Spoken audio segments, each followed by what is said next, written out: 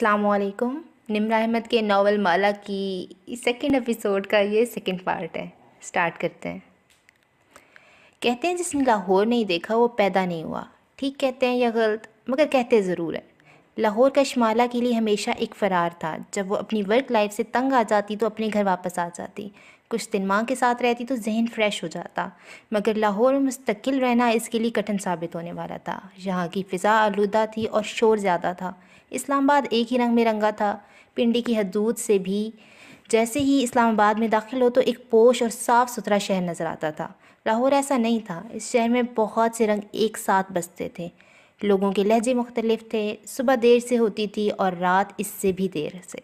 یہاں سب سے بڑی انٹرٹینمنٹ کھانا اور شاپنگ مالز تھے۔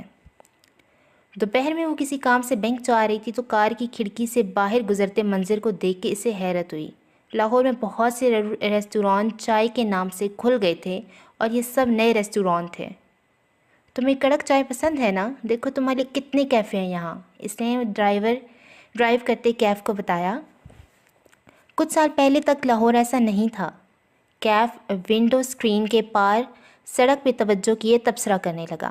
یہاں کافی پینا فیشن سمجھا جاتا تھا، چائے ایک بیکورڈ چیز تھی، لیکن جب سے انڈین پائلٹ ابھینندن نے پاکستان چائے کو فنٹیسٹک کہا ہے، لاہور میں چائے کے نام پہ درجنوں کیفے کھل گئے ہیں۔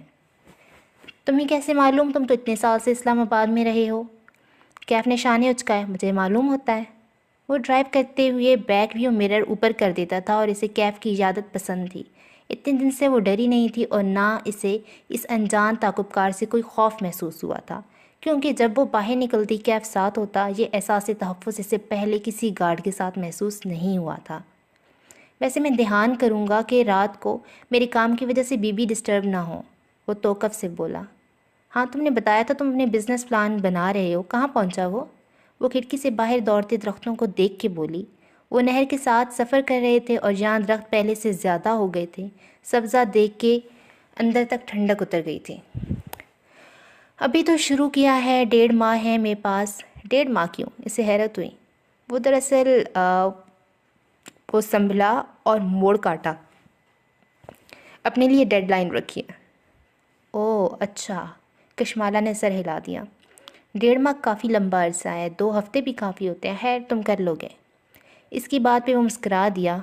تھینک یو، مجھے کسی نے کہا تھا میں یہ نہیں کر سکوں گا۔ کشمالہ نے افسوس سے سر جھٹکا۔ لوگ نوجوان انٹرپرینیورز اتنی بے رحم باتیں کیسے کہہ دیتے ہیں؟ خیر ایک مشورہ دوں؟ تمہیں ایک مینٹور کی ضرورت ہے، ہر نوجوان انٹرپرینیور کو ہوتی ہے۔ کوئی بہت سینئر اور کامیاب انسان جس کو بزنس کی سمجھ تم سے کہیں زیادہ ہو، جو تمہارا پلان دیکھ کے اس کی خامیاں دور کر سکے۔ کہتے ہوئے مالا نے سوچا کہ ایسے کیف کو اپنی مینٹورشپ آفر کرنی چاہیے، وہ اس کا پلان دیکھ کے اس کو امپروو کرنے میں مدد دے سکتی تھی۔ لیکن جی مینٹور ہے میرے پاس۔ اچھا کون؟ اس نے کھڑکی سے نظریں ہٹائیں اور دلچسپی سے کیف کے کندھے کی پشت کو دیکھا۔ وہ یہاں سے اس کا چہرہ نہیں دیکھ سکتی تھی، بس اسٹیئرنگ پہ رکھے اس کے ہاتھ نظر آتے تھے۔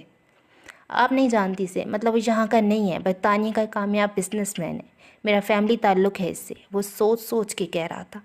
کشمالہ نے کندھے اچکا دیے۔ اوکے گڈ، مگر تم میری جاب کے ساتھ اپنے پلان پہ کام کیسے کرو گے؟ کر لوں گا، پوری رات ہوتی ہے میرے پاس، آپ کا تعاقب کار بھی تنگ نہیں کر رہا۔ پھر خیال آنے پہ پوچھا، آپ نے بڑی بی کا چیک اپ نہیں کروایا؟ معید نے اپائنٹمنٹ لی ہے ایک نیورولوجسٹ سے منگل کے لیے۔ منگل آنے میں 5 دن ہیں، وہ جواب دیتی، لیکن کیف کا موبائل وائبریٹ کرنے لگا۔ موبائل ڈرائیونگ اور فرنٹ سیٹ کے درمیان میں رکھا تھا۔ کیف نے موڑ کاٹتے ہوئے موبائل اٹھانا چاہا مگر وہ پھسل کے نیچے گرا۔ اس نے چونکا فون گرتے نہیں دیکھا تھا، اس لیے وہ اپنی سائڈ پہ ہاتھ مارنے لگا، حالانکہ فون سلپ ہو کے کشمالہ کے قدموں میں آ گرا تھا۔ اس نے جھک کے موبائل اٹھایا، اسکرین سامنے تھی، ایک ہی نظر میں کال کرنے والے کا نام پڑھ سکتی تھی، زارا کیف۔ اس نے موبائل کیف کی طرف بڑھایا تو کیف نے تیزی سے اسے تقریباً کھینچا اور پھر زور سے بٹن دبا کے اسے بند کر دیا اور دوسری طرف رکھ دیا۔ کار کی سپیڈ بڑھ گئی، کیف ڈسٹرب ہو گیا تھا۔ وہ ظاہر کیے بنا کھڑکی سے باہر دیکھنے لگی، مگر ذہن میں بہت سی جمع تفریق چل رہی تھی۔ زارا کیف کون تھی؟ کیف کی سی وی کے مطابق وہ غیر شادی شدہ تھا، شاید اس کی کوئی دوست ہو جس کا لاسٹ نیم بھی کیف ہو۔ کیا ایسا اتفاق ممکن تھا؟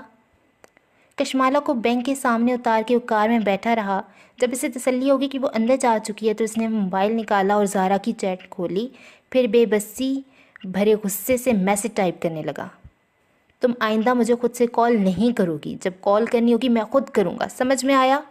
وہ کچھ دیر وہاں بیٹھا سوچتا رہا۔ اس کی مڑی پلکوں والی آنکھیں بینک کے دروازے پہ جمی تھیں، ذہن میں الگ طوفان برپا تھے۔ پھر اس نے وائٹ ہیئر کو کال ملائی اور موبائل کان سے لگا لیا۔ میں جب مزید نہیں کر سکتا، میں کوئٹ کرنا چاہتا ہوں۔ دوسری طرف ایک لمحے کی خاموشی چھائی رہی، پھر مالک کی سرد آواز گونجی، کیوں؟ میری ذاتی زندگی اور یہ جاب مکس اپ ہو رہی ہیں۔ تمہیں یہ کیا مذاق لگتا ہے یہ سب؟ مالک ایک دم غصے سے دھاڑا۔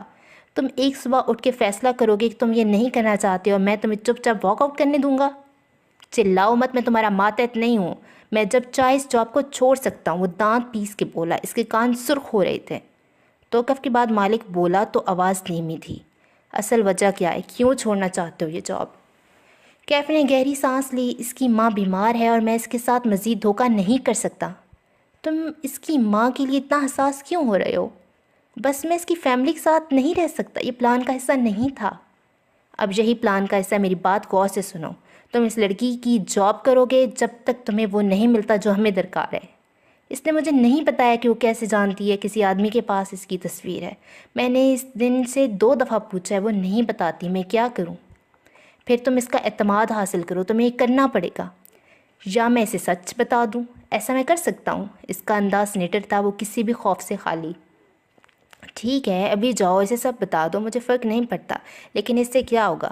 کیا وہ تمہارا شکریہ ادا کرے گی؟ نہیں، وہ تمہیں کھڑے کھڑے گھر سے نکال دے گی اور تم خالی ہاتھ رہ جاؤ گے۔ کیف کے تنے صاحب ڈھیلے پڑتے گئے۔ میں جھوٹا اور دھوکے باز نہیں تھا، میں مزید یہ نہیں کرنا چاہتا۔ تم اس لڑکی کی زندگی میں دھوکے سے داخل ہوئے ہو، اب تم اس چیز کو فکس نہیں کر سکتے۔ اب واپسی ممکن نہیں ہے، جلد یا بددیری سے تمہاری حقیقت معلوم ہو جائے گی اور اس کے بعد وہ تم سے نفرت کرے گی۔ مالک کا انداز استہزائیہ تھا۔ تمہیں اس وقت کے آنے سے پہلے اپنا کام مکمل کر کے وہاں سے نکلنا ہے، سمپل۔ مالک کے لیے جمع تفریق بہت آسان تھی اور اس کے لیے فکرہ بہت بھاری تھا۔ وہ تم سے نفرت کرے گی۔ تم مجھے کسی بھی چیز کے لیے مجبور نہیں کر سکتے، وہ بسی بھرے غصے سے بولا۔ میں نے اپنی مرضی سے اس جاب کے لیے حامی بھری تھی، میں اپنی مرضی سے اس کھیل کو ختم بھی کر سکتا ہوں۔ تمہارے پاس یہ چوائس اس دن تک تھی جب ہم تینوں اس ہوٹل سویٹ میں اکٹھے ہوئے تھے۔ اس دن کے بعد تمہارے پاس یہ چوائس نہیں رہی۔ تم اس کو کچھ نہیں بتاؤ گے، ورنہ میں سچ کہہ رہا ہوں، مجھ سے برا کوئی نہیں ہوگا۔ جاؤ اور اپنا کام مکمل کرو۔ کشمالہ بینک سے باہر آ رہی تھی، کوہنی پہ بیگ لٹکائے، سن گلاسز ماتھے کے اوپر چڑھائے، وہ موبائل کے بٹن ساتھ ساتھ دبا رہی تھی۔ پھر چہرہ اٹھا کے اپنی کار کی تلاش میں دیکھا، کیف نے فون رکھ دیا۔ کشمالہ کی نگاہ اس سے ملی تو وہ مسکرا دی اور اس کی طرف آنے لگی۔ کیا وہ اس سے نفرت کرنے لگے گی؟ کیا ان دونوں پہ ایسا بھی وقت آنا تھا؟ کار سٹارٹ کرتے ہوئے اس کے ذہن میں ایک ہی فکرہ گونج رہا تھا۔ نیکسٹ۔ مبین منزل کی بالائی فلور پہ ایک کمرے کی کھڑکی کی لان میں کھلتی تھی۔ وہ کمرہ کسی زمانے میں گیسٹ روم ہوتا تھا۔ برسوں پہلے کشمالہ نے وہاں سے بیڈ اور صوفے نکلوا کے اسے اپنا پینٹنگ اسٹوڈیو بنا لیا تھا۔ پھر وہ اسلام آباد چلی گئی تو یہ کمرہ بند ہی رہ گیا۔ کام والی صفائی کر دیتی تھی، لیکن جب سے ماں نے سیڑھیاں چڑھنا ترک کر دیا، اوپر کی صفائی بھی واجبی ہوتی تھی۔ اور اس روز کشمالہ جیسے ہی اندر داخل ہوئی، گرد کی بو فوراً اسے نتنوں میں گھسی۔ کمرہ خالی خالی سا تھا۔ وہ دیواروں پہ بک شیلف بنے تھے جن میں اس کی پسند کی کتابیں اور پینٹ باکسز رکھے تھے۔ نیچے کیبنٹس بنے تھے۔ اس نے ایک کیبنٹ کھولا تو بہت سی یادیں سامنے آ گئیں۔ میریز اور یہ کیا لکھا ہوا ہے، Windsor and Newton, Windsor and Newton کی خالی پینٹ باکسز، پینٹائن کا آدھا بھرا کنٹینر، ساتھ ہی چند خالی کنٹینر رکھے تھے جن پہ آئل پینٹ کے داغوں کی بہتات تھی۔ ان میں سے ایک کنٹینر اس کا پسندیدہ تھا۔ مالا نے زخمی مسکراہٹ کے ساتھ اسے اٹھا کے دیکھا۔ آرٹسٹ کو اپنے کچھ ڈبوں اور کچھ برشز سے محبت ہوتی ہے، بالخصوص ایسا برش جس پہ اس کا ہاتھ بیٹھ جائے۔ اس ڈبے میں اس کا فیوریٹ برش رکھا تھا۔ اس نے برسلز رف اور داغدار تھے، اس کے برسلز رف اور داغدار تھے اور اب تک وہ ایکسپائر ہو چکا تھا، لیکن ماں نے انہیں پھینکنے کی اجازت کبھی نہیں دی تھی۔ مالا جیسے انہیں چھوڑ کے گئی تھی، اسے ویسے ہی ملنے چاہیے ہیں، شاید وہ ہمیشہ سے اس کی واپسی کی منتظر تھیں۔ ایک دیوار پہ اونچی سی کھڑکی تھی جو لان میں کھلتی تھی۔ اس نے بلائنڈرز اوپر کیے اور کھڑکی کی کاپٹ کھولی، کھڑکی کا پٹ کھولا۔ گرد کی ایک تہ اڑ کے آنکھوں میں آئی۔ نیچے لان میں گارڈ چیئر پہ بیٹھا کیف اسکیچ بک پہ تیز تیز پینسل چلا رہا تھا۔ آہٹ پہ اس نے گردن اٹھا کے کشمالہ کو دیکھا، پھر اسکیچ بک رکھ کے اٹھ کھڑا ہوا۔ کوئی کام ہے باس؟ ماں کی غیر موجودگی میں اس کے منہ سے باس پھسل جاتا تھا۔ لان میں لگا بوگن ویلیا کا درخت پینٹ اسٹوڈیو کی کھڑکی تک جاتا تھا۔ وہاں کشمالہ کھڑی تھی، جامنی پھولوں اور سبز شاخوں کے درمیان وہ کسی پینٹنگ کا حصہ لگ رہی تھی۔ گلابی شلوار قمیض میں ملبوس، بال اونچی پونی میں مقید کیے، دوپٹہ ایک کندھے سے گزار کے دوسری طرف باندھے، وہ یقیناً کام کے ارادے سے اسٹوڈیو میں آئی تھی۔ وہ جلد یا بددیری تمہیں حقیقت جان جائے گی، پھر وہ تم سے نفرت کرے گی۔ وہ چند لمحے گردن اٹھائے اس پینٹنگ جیسی لڑکی کو دیکھے گیا۔ جب اس نے یہ جاب شروع کی تھی اور اس کا کشمالہ مبین سے تعارف ہوا تھا، تب وہ اس کے لیے ایک تصویر تھی۔ وہ اسے نہیں جانتا تھا، اس لیے 2 ماہ کے لیے اس کا گارڈ بننا مجبوری کے ساتھ ساتھ ایک ایڈونچر بھی لگا تھا۔ 2 ماہ بعد یہاں سے چلا جائے گا، بعد میں وہ جان بھی جائے تو اسے کیا، وہ اس کا کیا بگاڑ لے گی۔ کچھ دن بعد وہ اپنی زندگی مصروف ہو کے اس لڑکی کو بھول جائے گا۔ اور اب وہ سوچ ایک مذاق لگتی تھی۔ وہ کیسے اس لڑکی کو، اس کے گھر کو اور اس کے پودوں کو بھول پائے گا؟ تم اوپر آؤ اور سلیم کو بھی بلا لاؤ، وہ اوپر کھڑی کہہ رہی تھی۔ کیف چونکا۔ آج ہم نے اسٹوڈیو صاف کرنا ہے۔ وہ جوش نظر آتی تھی۔ یہ طے تھا کہ اسے ماں کے ساتھ رہنا تھا، مگر اس کا یہ مطلب نہیں تھا کہ وہ گھر میں بیکار بیٹھے گی۔ اسے بیکار بیٹھنے کی عادت تھی، نہ شوق۔ اس کے ذہن میں ایک نئے پلان پہ کام کرنا شروع کر دیا تھا، اور ورک فرام ہوم کا پہلا اصول یہی تھا کہ وہ گھر کا ایک کونا اپنے کام کے لیے مختص کرے۔ کوئی انسان گھر سے کام تب تک نہیں کر سکتا جب تک اس کے پاس ورکنگ سپیس نہ ہو۔ اس کا سامان اسلام آباد سے آ گیا تھا، پیکرز نے سب کچھ پیک کر کے لاہور پہنچا دیا تھا، اب اسے اس سب کو یہاں سیٹ کرنا تھا۔ تھوڑی دیر بعد سلیم اور کیف اس کے ساتھ اسٹوڈیو میں کھڑے کام کروا رہے تھے۔ کیف کتابیں نکال کے رکھ رہا تھا اور سلیم ان کو کارٹن میں ڈال رہا تھا تاکہ باہر لے جا کر انہیں جھاڑے۔ چند ہی منٹ میں وہ تینوں مٹی ہو گئے تھے۔ سلیم تو بس ایسے ہی شروع ہو گیا تھا، البتہ کیف نے دستانوں اور ماسک کے ساتھ کام شروع کیا تھا اور بار بار مٹی کی وجہ سے ناک منہ بھی چڑھاتا تھا۔ نخرے تو دیکھو۔ باس ایک بات پوچھوں؟ نہیں، کام پہ دھیان دو۔ بات تو سنیں۔ پہلے تم میری بات سنو۔ وہ دونوں ہاتھ پہلوؤں پہ رکھے اس کی طرف گھومی۔ تم اپنا بزنس پلان بنا رہے ہو یا نہیں؟ بنا لوں گا، 1.5 ماہ ہے میرے پاس۔ میں جب دیکھتی ہوں تم اسکیچ بک لیے موٹر بائکس بنا رہے ہوتے ہو، میں اسکیچنگ کر کے فریش ہو جاتا ہوں، اسٹریس ریلیف۔ وہ کتابوں کی مٹی جھاڑتے ہوئے کہہ رہا تھا۔ کشمالہ خفگی سے اسے دیکھ رہی تھی۔ تم نے سنا نہیں ہے کہ مرد کی سب سے بڑی بدصورتی اس کی خالی جیب ہوتی ہے؟ یا یہ کہ آپ لوگوں نے اسٹینڈرڈ سیٹ کر لیے ہیں کہ 30 کی عمر تک پہنچنے سے پہلے کریئر سیٹ ہونا چاہیے؟ ہر بندے کا نہیں ہو سکتا۔ وہ جھنجھلا گیا۔ بات کریئر سیٹ کرنے یا زیادہ کمانے کی نہیں ہے، چاہے کم کماؤ لیکن اپنا کچھ کرتے رہو۔ فارغ بیٹھنا ہر لحاظ سے غلط ہے۔ 30 کی عمر آنے تک تمہارے پاس اپنا کچھ ہونا چاہیے۔ وہ کتابیں واپس رکھتے ہوئے چونکا۔ میں آپ کو کتنے سال کا لگتا ہوں؟ کیف نے سوالیہ آئی برو اٹھا کے دیا تو کشمالہ نے رک کے اندازہ لگانا چاہا۔ شاید 27-28۔ وہ محظوظ انداز میں مسکرایا۔ میں 32 سال کا ہوں۔ نہیں لگتا نا؟ ایکسرسائز کم کھانا، اسٹریس نہ لینا، یہ چیزیں عمر بڑھانے کے پروسیس کو سست کر دیتی ہیں۔ یہ سائنسی طور پہ ثابت شدہ ہے۔ تو تم کم عمر دکھنے کے لیے ساری عمر بیکار مشغلوں میں ضائع کر دو گے لیکن کریئر نہیں بناؤ گے۔ ایک میرا کلاس فیلو بھی ایسا تھا، ہر وقت اپنی سکن اور فٹنس کی پرواہ میں لگا رہتا تھا، کبھی ڈھنگ سے نوکری نہیں کر سکا کہ دھوپ میں کام کرنے سے سکن خراب ہو جائے گی۔ ٹھیک کہتا تھا، دھوپ میں کام کرنے سے سکن کینسر ہو سکتا ہے، اس لیے سن اسکرین لگانی چاہیے۔ وہ ڈٹائی سے کہتے ہوئے کتابیں واپس شیلف میں جوڑ رہا تھا۔ فرش پہ بیٹھے خالی ڈبے صاف کرتے سلیم نے ناپسندیدگی سے کیف کو دیکھا۔ یہ مالا باجی کے ساتھ کچھ زیادہ ہی فرینک ہوتا تھا۔ میں تمہیں ایک نصیحت کر رہی ہوں، اپنے بزنس پلان پہ دھیان دو۔ 32 سال کی عمر میں بھی اگر تمہارے پاس کوئی پلان نہیں ہے تو یہ کوئی اچھی بات نہیں ہے۔ سوچو تمہارا مینٹور کیا سوچے گا اگر تم سے اپنا پلان دکھانے میں ناکام ہو جاتے ہو۔ کیف کے چہرے پہ سایہ گزر گیا۔ اس نے جواب نہیں دیا۔ جھک کے کیبنٹ کھولی اور اندر رکھے چند کینوس باہر نکالے، پھر انہیں کھولا تو آنکھوں میں ستائش بھر آئی۔ یہ آپ نے بنایا ہے؟ ظاہر ہے میں نے بنایا ہے۔ اب تم کہو گے کہ یہ بہت اچھے ہیں، تو مجھے پہلے سے معلوم ہے کہ یہ بہت اچھے ہیں، اس لیے کام پہ دھیان دو۔ کیف نے مسکرا کے کینوس واپس رکھے۔ ویسے آپ کیا کام شروع کرنے لگی ہیں اب؟ اس نے سوال پوچھ لیا جو وہ شروع میں پوچھنے جا رہا تھا۔ بتاؤں گی، وہ بے نیازی سے کہہ کے کام کرتی رہی۔ کیف نے چند لمحے اس کے جواب کا انتظار کیا، پھر اس احساس ہوا کیف جمال ایک ناکام انٹرپرینیور ہے اور کشمالہ مبین ایک کامیاب انسان۔ وہ ایک ناکام انسان سے کبھی رائے نہیں لے گی۔ اس نے گہری سانس خارج کی اور اوپری خانوں سے چیزیں نکالنے لگا۔ وہ ان دونوں سے لمبا تھا، اس لیے سب سے اوپر والے خانوں کی صفائی وہی کر سکتا تھا۔ شیلف کی سب سے اوپر خانے سے اس نے کتابیں نکالی تو کچھ فرش پہ گرا۔ وہ چونکا، کتابیں ایک طرف رکھیں اور پنجوں کے بل نیچے جھکا۔ ایک طے شدہ کاغذ تھا۔ کیف نے ہلکی سی گردن موڑ کے ان دونوں کو دیکھا۔ ان کی اس طرف پشت تھی، کسی نے وہ کاغذ گرتے نہیں دیکھا تھا۔ کیف نے دھڑکتے دل سے اس کی تہیں کھولیں۔ اندر لکھی تحریر کو وہ ایک ہی نظر میں پہچان گیا۔ اس نے نامحسوس انداز میں کاغذ جیب میں رکھ لیا اور واپس کام کرنے لگا۔ شام تک وہ تینوں مل کے اسٹوڈیو کو چمکا چکے تھے۔ ماربل کا فرش دھل کے خشک ہو چکا تھا، کھڑکیاں اندر باہر سے صاف ہو چکی تھیں۔ ایک ورک ٹیبل کھڑکی کے ساتھ رکھی تھی جس پہ کشمالہ نے اپنی ضروری چیزیں سجائی تھیں۔ یہ کیا لکھا ہوا ہے، سینٹڈ کینڈل بھی جلا دی تھی جس نے سارے کو معطر کر دیا تھا۔ کیف نے تنقیدی نظروں سے کمرے کا جائزہ لیا۔ یہاں صرف ایک چیز کی کمی ہے، پودوں کی۔ وہ مسکرا کے بولی، صبح نئے پرانے سارے پودے سیٹ کر دوں گی ادھر، پھر میرا ہوم آفس مکمل ہو جائے گا۔ کیف نے مسکرا کے اسے دیکھا۔ اس کے بال اور پلکیں تک مٹی ہو چکی تھی لیکن وہ خوش لگ رہی تھی۔ پتہ ہے کیف، انسان کو اپنی روٹین لائف بورنگ لگتی ہے، لیکن روٹین اصل نعمت ہے۔ روٹین کا مطلب ہے ہم صحت سے عافیت میں ہیں۔ بس مجھے اپنی روٹین میں واپس جانا ہے۔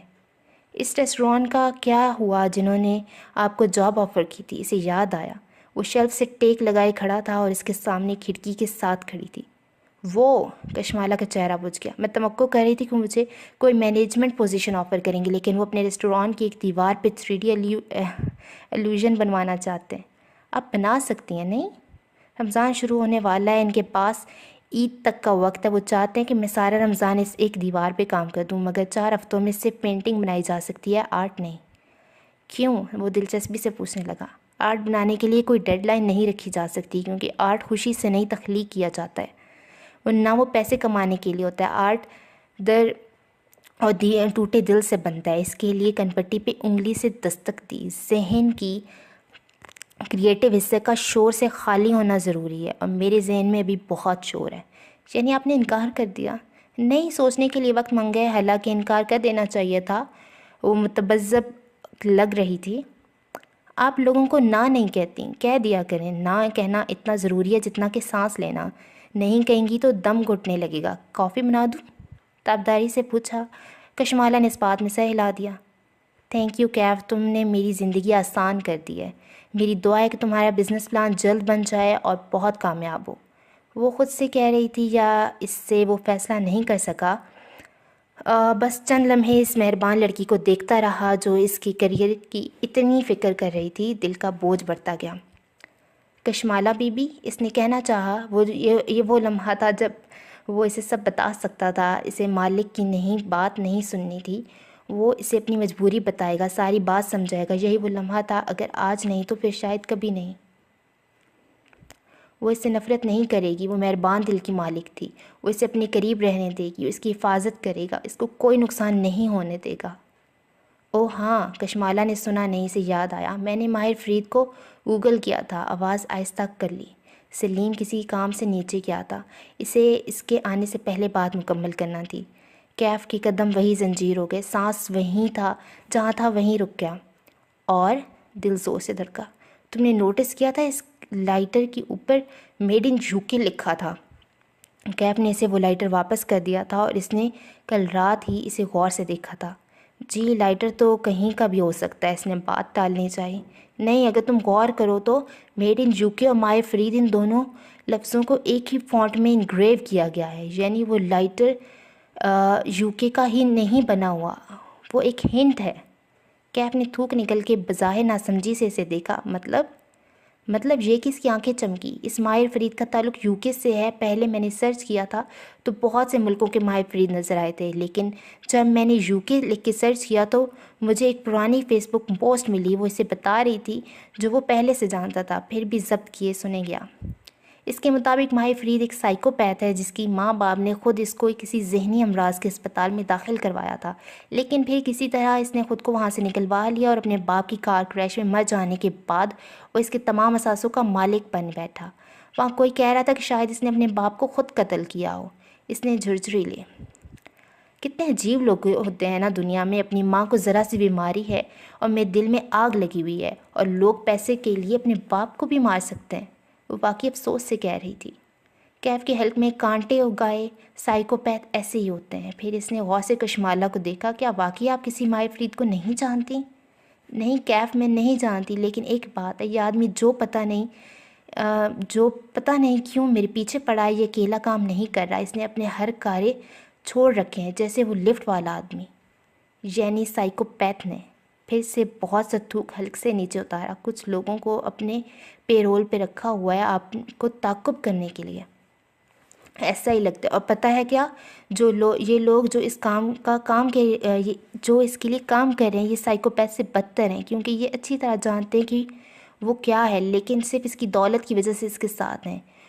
وہ جو کچھ رات سے سوچ رہی تھی، سب کو ایک ہی سانس میں باہر نکال دیا، پھر جھجری لے کر سر جھٹکا۔ سوری، تم کچھ کہہ رہے تھے؟ تب خیال آیا کہ کیف نے کسی بات کا آغاز کیا تھا۔ نہیں کچھ نہیں، اس نے دھیرے سے نفی میں سر ہلایا۔ اس کی آنکھیں جل رہی تھیں۔ میں تھک گیا ہوں، کچھ دیر کے لیے کمرے میں جا رہا ہوں۔ اس نے نگاہ ملائے بغیر وہ تیزی سے کمرے سے نکل گیا۔ اسے کیا ہوا؟ یہ تو کافی بنانے جا رہا تھا۔ اس نے تعجب سے کیف کو جاتے دیکھا، شاید اس کی طبیعت ٹھیک نہیں تھی۔ وہ مزید اس بارے میں سوچتی مگر اس کا فون بجا۔ اس نے موبائل اٹھا کے دیکھا، زیاد سلطان کا ایک اور میسیج ریسیو ہوا تھا۔ اس نے پچھلا میسیج ابھی کھولا نہیں تھا، نوٹیفیکیشن سے پڑھا تھا، کیونکہ وہ تب تک فیصلہ نہیں کر پائی تھی کہ کیا وہ زیاد سے گفتگو کرنا چاہتی تھی، لیکن اب اس نے فیصلہ کر لیا تھا۔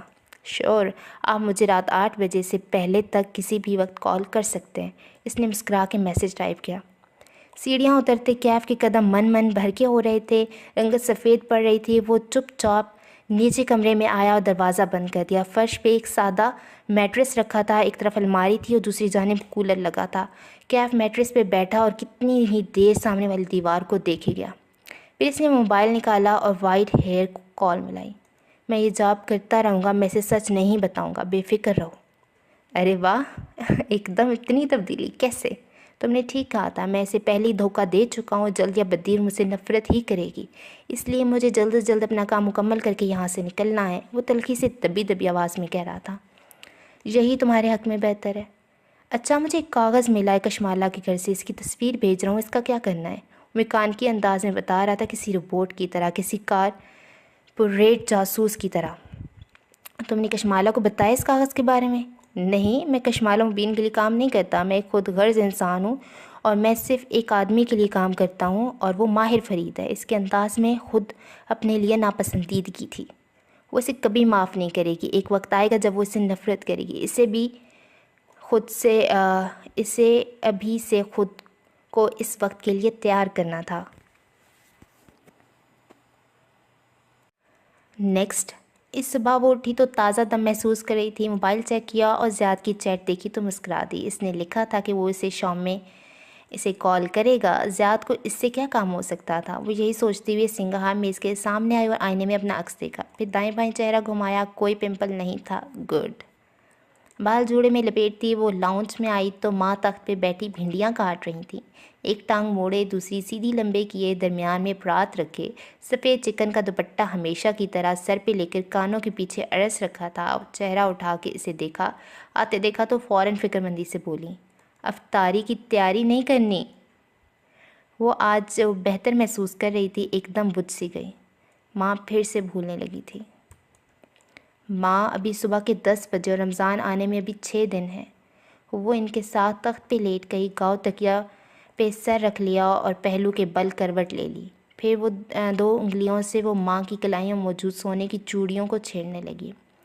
ماں نے اس بات کو جیسے سنا ہی نہیں تھا، سر جھکائے بھنڈی کا سر قلم کرتے ہوئے بولی، ماہی سے کہو اٹھ جائے، کب تک سوتی رہے گی؟ ماہی کہاں ہوتی ہے ماں؟ تحمل سے یاد دلایا۔ وہ بار بار ماں کو بھول جانے والی اشیاء یاد دلاتی تھی تاکہ ان کا ذہن خود سے کام کرنے کا عادی رہے۔ ہیں؟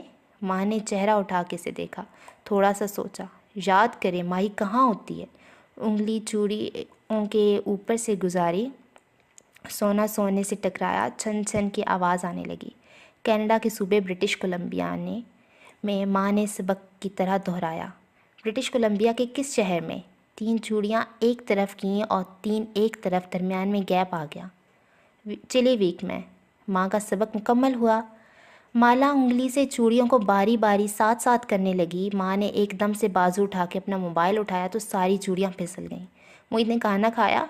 इन्हें याद आया, साथ ही मोहित को कॉल मिलाने लगी। आजकल वो हर घंटे के बाद मोहित को कॉल करती थी। माँ, मोहित बच्चा नहीं है, खा लेगा जब भूख लगेगी। रिलैक्स। इनके चेहरे पे नरमी से हाथ फेरा। पता नहीं ये माँओं का क्या मामला होता है बच्चों के खाने को लेकर। शायद वो तब तक इस बात को नहीं समझ सकेगी जब तक इसके अपने बच्चे नहीं होंगे। शायद तब तक कोई भी ये बात नहीं समझ सकता। मोहित ने कॉल नहीं उठाई तो माँ ने फ़ोन रख दिया। तब ही वो दोबारा बजने लगा। गैर शनासा सा नंबर था। माँ ने कॉल उठाई तो नगीना आंटी थी। माँ स्पीकर ऑन करके सुनती थी। फ़ोन साथ रख दिया और सब्ज़ी काटते हुए बात करने लगी। कैसी है नगीना भाभी? वो इसी तरह इनके साथ लेटी रही, चौकन्नी सी, कहीं वहाँ कुछ उल्टा सीधा न बोल दें और ख़ानदान में मशहूर हो जाए कि हूरे जहाँ को कोई ज़हनी मसला है। हूरे भाभी, सच कहूँ तो मुझे आपकी बेटी कशमाला बहुत पसंद आई है। इसका रुआं रुआं कान बन गया, सांस वहीं ठहर गया। मेरे बेटे ने तो बस अपनी मंगेतर की मौत का गम सीने से लगा लिया था। शादी की बात पे गुमसुम हो जाता था, मगर कल जब मैंने इससे कशमाला का जिक्र किया तो पहली दफ़ा इसने मुझसे सोचने के लिए वक्त मांगा। वो ज़ेरिला मुस्कुरा के छत को देखने लगी। तो ज़ियाद साहब को ये काम था मुझसे। मेरे बस में हो तो अभी कशमाला का रिश्ता लेने आपके पास आ जाऊं, लेकिन ज़ियाद बार बार कहता है कि मेरी और कशमाला की ज़िंदगी बहुत मुख्तलिफ है। कशमाला राज़ी ही नहीं होगी। खैर, होगा तो वही जो नसीब में लिखा है, लेकिन मैं तो बहुत खुश हूँ। पहली दफ़ा इसने इतने अरसे बाद इस पहलू पे सोचना शुरू किया है। नगीना आंटी हर माँ की तरह इतने पे ही खुश थीं। कशमाला की मुस्कुराहट मद्धम हुई। अब वो बगौर माँ के तासुरात देख रही थी। वो हूँ करके सुन रही थी। इसे एहसास हुआ माँ के जहन में बात रजिस्टर नहीं हो रही। दरमियान में मोहित की कॉल आने लगी तो माँ ने कॉल काट करके इसकी कॉल उठा ली। ये भी एक निशानी थी, एकदम से गुफ्तगू ख़त्म कर देना। ये नॉर्मल नहीं था। इनको किसी न्यूरोलॉजिस्ट को दिखाने की ज़रूरत थी। इनका जहन क्यों ठीक से काम नहीं कर रहा। नेक्स्ट। इस शाम कैफ बेसमेंट में अपनी कमरे की मैट्रेस पे बैठा था। दीवार से टेक लगाए स्केच बुक पे पेंसिल रगड़ता वो कुछ बना रहा था। बार बार चंद लकीरें खींचता, फिर सफ़ा फाड़ के मरोड़ देता और उसे दूर उछाल देता। इसका मूड ख़राब लगता था। अजीब बेचैनी थी। तभी सलीम दरवाज़ा खटकाए बगैर अंदर दाखिल हुआ। कैफ ने फ़ौरन से स्केच बुक बंद कर दी। दस्तक तो दे दिया करो यार। मगर सलीम का चेहरा एक्साइटमेंट से सरशार था, आंखों में चमक थी। खाने की ट्रे इसके सामने रखी और वहीं मैट्रेस पे बैठ गया। पता है वो जो माला बाजी की दुबई से आंटी आई है ना, नगीना आंटी, इनके बेटे को माला जी पसंद आई हैं। अम्मी कह रही थी लगता है रिश्ता हो जाएगा दोनों का। मुलाजमीन को ऐसी बातें कोई नहीं बताता। वो घर के हर कोने में मौजूद होते हैं। सिवाय काम का हुक्म सुनने के वो हर सुनते हुए जज्ब करते जाते हैं और फिर आपस में डिस्कस करते हैं। इनके मालिक इनकी बेहतरीन गॉसिप होते हैं। वो चौंक गया, कमर सीधी की। नाम क्या है इनके बेटे का? जैद। सलीम ने दांत निकाले। इस तक खबर पहुंचते पहुंचते ज़ियाद का नाम जैद बन गया था। अच्छा, वो ज़ियाद, टॉल डार्क। वो खामोश हो गया। चेहरे के ज़ाविये अजीब से हो गए थे। स्केच बुक बैग में रख दी और लैपटॉप उठा लिया। सलीम ने ललचाती नज़रों से इसके लैपटॉप को देखा और करीब होकर सरगोशी की। कोई फ़िल्म देखें? सिनेमा खोल रखा है मैंने, जाओ अपना काम करो, टपट के बोला। सलीम गड़बड़ा के पीछे हुआ, फिर आंखों में बरहमी दौड़ आई। हाँ करके उठा और वहाँ से निकल गया। कैफ कुछ देर लैपटॉप पे यूं ही चंद टैब खोले बैठा रहा, फिर इसे बंद किया और स्केच बुक उठाए बाहर आ गया। अभी असर कज़ा नहीं हुई थी। खूबसूरत सी शाम हर सू फैली थी। वो गार्ड चेयर पे बैठा और गर्दन ऊपर उठाई तो देखा कशमाला ऊपर टेरेस पे बैठी दिखाई दे रही थी। इसने बोगनविलिया के जामनी फूलों के रंग जैसे लिबास पहन रखा था और बाल आधे कैचर में बंधे थे। हवा से एक लेट बार बार गाल तक आती जिसे वो मुस्कुरा के पीछे करती। हैंड्स फ्री कानों में लगाए वो किसी से बात करी थी। इसकी आवाज़ यहाँ तक नहीं आती थी। कैफ ने मोबाइल निकाला और चेहरा झुका के वाइट हेयर की चैट में टाइप करने लगा। ایک آدمی ہے زیاد سلطان، دبئی سے ہے، وہ کشمالہ مبین میں انٹرسٹڈ ہے، شاید شادی کرنا چاہتا ہے، اس کے بارے میں پتہ کراؤ کہ یہ کون ہے، کہیں ہمارے لیے کوئی مسئلہ تو نہیں بنے گا۔ میسج بھیج کے اس نے اسپاٹ چہرے کے ساتھ اسکیچ بک کھول لی۔ جب طے تھا کہ اس کی زندگی سے نفرت کے ساتھ دور چلا جائے گا تو کیا ضرورت تھی اپنے موڈ خراب کرنے کی۔ زیاد سلطان ہو یا کوئی اور، وہ جلد یا بدی کسی اچھے انسان سے شادی کر لے گی جو اس کی زندگی میں دیانتداری کے ساتھ داخل ہوگا۔ اسے اس کے لیے تیار رہنا چاہیے۔ یہ سوچنا آسان تھا، کرنا مشکل۔ مالا کی ماں نے درست کہا تھا، ہر انسان اس دنیا میں سفر کرتے ہوئے اپنے زوج کو تلاش کر رہا تھا، لیکن سب کی تلاش کامیاب نہیں ہوتی۔ اس نے ایک اور صفحہ پھاڑ کے جھنجھلاہٹ کے ساتھ مروڑ دیا۔ زیاد کا نام جب سے سنا تھا سارا موڈ برباد ہو گیا تھا۔ زیاد کی کال آئی۔ اوپر ٹیرس پہ بیٹھی مالا کے کانوں میں لگے ہینڈز فری میں ماہی پوچھ رہی تھی۔ اسے نفی میں دائیں بائیں گردن ہلائی۔ ابھی تک تو نہیں؟ تم انتظار کر رہی ہو؟ ظاہر ہے مجھے سسپینس ہے۔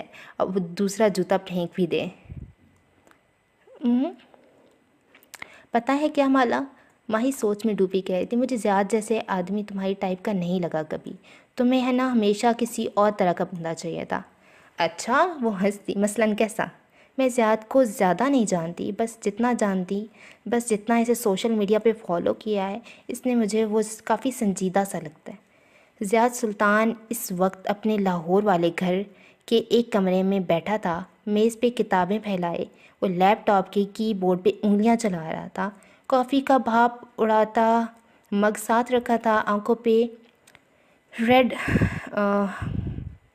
ریڈنگ گلاسز لگائے ہوئے تھے، بال جیل لگا کے سیٹ کر رکھے تھے، سیاہ پینٹ پہ نیلی پولو شرٹ پہنے وہ کام میں مصروف دکھائی دیتا تھا، ہر وقت کام میں گم رہنے والا۔ دفتن زیاد کی انگلیاں تھیں۔ اس نے گردن گھما کے اپنے موبائل کی بجھی ہوئی سیاہ اسکرین کو دیکھا۔ اس کے لبوں پہ مسکراہٹ بکھر کے چند لمحے وہ سوچتا رہا۔ وہ رائٹر ہے اور گہری فلسفیانہ کتابیں پڑھتا ہے۔ زیاد نے کچھ دیر سوچنے کے بعد موبائل اٹھا لیا اور گلاسز اتار کے سائڈ پہ رکھ دیے، پھر پیچھے کو ٹیک لگا لی۔ اس کے آس پاس کے کمروں کی کتابوں پہ اونچی بک شیلف دکھائی دے رہے تھے جو بے تحاشا کتابوں سے بھرے تھے۔ وہ بے باک اور کیئر فری سا نہیں تھا، بلکہ دھیمے مزاج کا، سوچ سمجھ کے بولنے والا لگتا ہے۔ کشمالہ کے نام کی چیٹ کھول کے چند لمحے سوچتا رہا، بار بار کال بٹن کی طرف انگلی بڑھاتا، پھر رک جاتا اور کھڑکی سے باہر دیکھنے لگتا جہاں شام کی مدھم روشنی میں نیم منور سا لان دکھائی دے رہا تھا۔ گہری باتیں کرنے والا سادہ سا انسان۔ اس نے ایک میسج لکھا اور سینڈ کا بٹن دبا دیا۔ بس ایک فقرہ، لمبی چوڑی بناوٹی تمہید کے بغیر۔ وہ عمر میں تم سے 1-2 سال ہی بڑا لگتا ہوگا، مگر وہ تمہارے مقابلے میں زیادہ ہی سنجیدہ لگتا ہے مجھے۔ فون رکھ کے زیاد نے ریڈنگ گلاسز دوبارہ سے پہن لی اور زیر لب مسکراتے ہوئے لیپ ٹاپ کی طرف متوجہ ہو گیا۔ وہ ایک اچھی جاب کرتا ہے، ساتھ لکھتا بھی ہے، یعنی جاب اور شوق کو ساتھ ساتھ لے کر چلنے والا بیلنس قسم کا آدمی ہے۔ زیاد ٹائپ کرتے ہوئے گائے بگائے ایک نظر بجھے ہوئے موبائل پہ ڈال دیتا، لیکن جیسے اسے کشمالہ کی جواب کا انتظار تھا۔ اپنی پوسٹ اور سٹیٹس اپڈیٹ سے وہ مجھے کوئی رومانٹک انسان نہیں لگتا، پریکٹیکل سا لگتا ہے، حقیقت پسندی سے ہر چیز کا جائزہ لینے والا، جیسے تم لیتی ہو۔ میرا رشتہ نہیں ہو رہا یہاں، ہم تمہاری بات کریں۔ وہ برا مان گئی۔ مالا ہنستی۔